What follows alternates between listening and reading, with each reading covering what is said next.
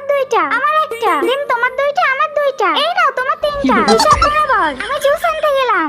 হ্যাঁ চম্পা, এই ফাঁকে তোমার প্লেটের খাবার খেয়ে ফাঁকা করে দেবো। ও তাহলে এই ব্যাপার। আরে আমি তো রাজুকে বেশি খাবার দিয়েছি, তাও আমার খাবার খাওয়া। রাজু আমি এসে পড়েছি। রাজু তুমি পেট খালি করতে গেছিলে? না যাইনি, তোমাদের জন্য অপেক্ষা করছিলাম। আমি আসছি। এই আমার খাবারে হাত দেবে না। ওহো রাজু, তুমি আমার প্লেট খেয়ে খালি করে দিয়েছো, আর আমরা তোমার প্লেট খাবো না, এটা কি করে হয়? এবার খাবারটা ঢেকে দেই। চম্পা তুমি আমার খাবারে হাত দাওনি তো? আমি কি তোমার মতো লোভী নাকি যে তোমার খাবার খেয়ে নেবো? আমি আমার খাবার খাবো। আরে চম্পা এখন খুলো না, আগে প্লেটের স্পাইসি গুলো খেয়ে শেষ করো। আচ্ছা ঠিক আছে। আমি অল্প করে খাই যাতে পেট না ভরে যায়। পেট ভরে গেলে আর মাংসগুলো খেতে পারবো না। আহা রাজু, তোমার প্লেটে খাবার থাকলে তো খাবা। সব তো আমি আর দিদি মিলে খেয়ে শেষ করে দিয়েছি। রাজু আমার পেটটা ভরে গেছে, আমি গেলাম। ও ডাইনিটা গেছে, এবার আমি মজা করে একা একা খাবো। বন্ধুরা, তারপর রাজুর সাথে যা হলো সেটা দেখার আগে যারা আমার চ্যানেলটা সাবস্ক্রাইব করবে তাদের মা বাবা যেন অনেকদিন বেঁচে থাকে। আরে আরে, এটা খালি হাড্ডি কেন, মাংস কোথায় গেল? দূর দূর, আজকেও বলদ হয়ে গেলাম।